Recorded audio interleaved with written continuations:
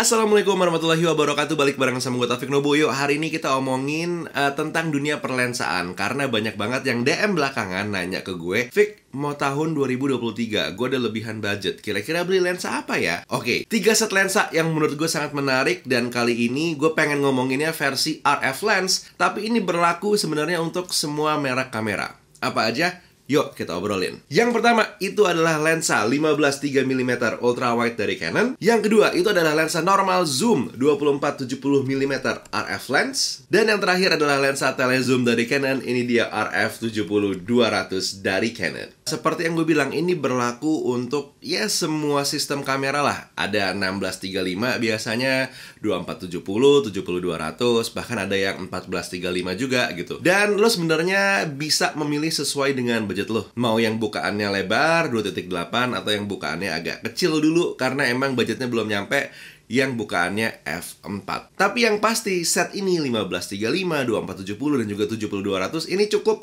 untuk membawa lo ke mana-mana. Pada dasarnya memang ini tergantung masalah kebutuhan dan juga selera masing-masing. Kenapa gue bilang kebutuhan? Karena setiap focal length itu akan memperkuat cerita lo dengan caranya sendiri-sendiri. Nah, khusus ketiga lensa yang gue pegang saat ini, yaitu Canon RF lens, semuanya ini menarik karena memiliki fitur yang bisa dibilang cukup unik. 15-35 misalnya, ini adalah satu buah lensa yang hitungannya lumayan lebar, startnya dari 15mm. Tapi yang menarik, di bagian depannya lo masih bisa pasang screw-in filter. Nah, ini unik sebenarnya karena banyak banget lensa-lensa yang di bawah 16mm itu bagian depannya membulat secara lensanya, jadi nggak bisa pasang filter. Jadi this is actually a really good design dari Canon. Dan nggak ketinggalan, lensa ini juga sudah memiliki IS. Yang 24-70 ini adalah satu buah lensa yang banyak jadi favorit orang belakangan ini. Bahkan harganya bisa dibilang cukup tinggi untuk hitungan standar normal zoom 24-70mm. Tapi satu hal yang emang nggak bisa dibohongi adalah hasilnya. Gue mencoba membandingkan dengan lensa IF, agak kurang fair sebenarnya karena yang gue punya ini adalah IF 24-70 yang versi pertama, yang Mark I. Tapi bisa terlihat memang untuk chromatic aberration-nya lebih terkontrol, punya IS yang berarti lebih stabil, dan gak ketinggalan tentu adalah untuk masalah MFD-nya atau minimum focus distance. So overall si 24-70 ini is a really solid lens. Terlebih lagi-lagi untuk yang versi RF sudah memiliki IS atau Image Stabilization. Nah, lensa yang terakhir ini yang pengen gue omongin yang sangat menarik adalah si ini, 70-200-nya Canon RF. Karena gue nggak pernah kepikiran pengen punya 70-200, tapi berubah semenjak megang yang barang ini. Lihat, ukurannya sangat compact karena biasanya emang 70-200 itu agak besar gitu ya. But somehow this one is really good. Emang dia ekstensi kalau di zoom, cuman ya udah nggak masalah karena bisa dibawa kemana-mana dengan sangat mudah seperti ini.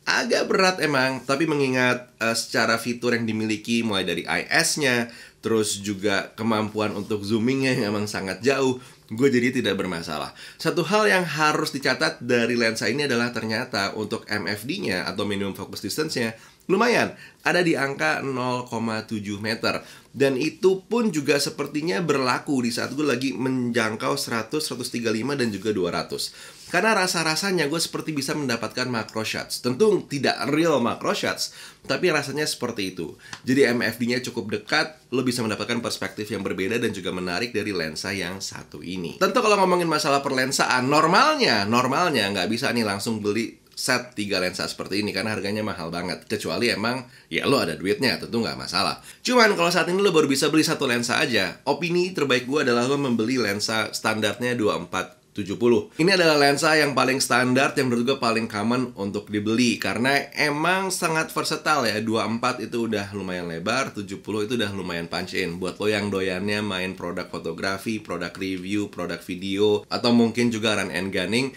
ini yang bisa menjadi salah satu opsi terbaiknya. Kalau gue pribadi, karena ruangan kerja gue sempit dan banyak bikin video lebih seperti ini, my best lens options actually hadirnya di 15-35 atau 16-35. Kalau lo ada opsi membeli 2 dari 3 lensa ini sekaligus, gue akan memilih untuk lebih berani membeli si 15-35 dan juga si 70-200. Lo kehilangan 50mm sebenarnya, tapi ya 35 dan juga 70 ini sebenarnya agak-agak lumayan nempel field of view-nya dengan si 50.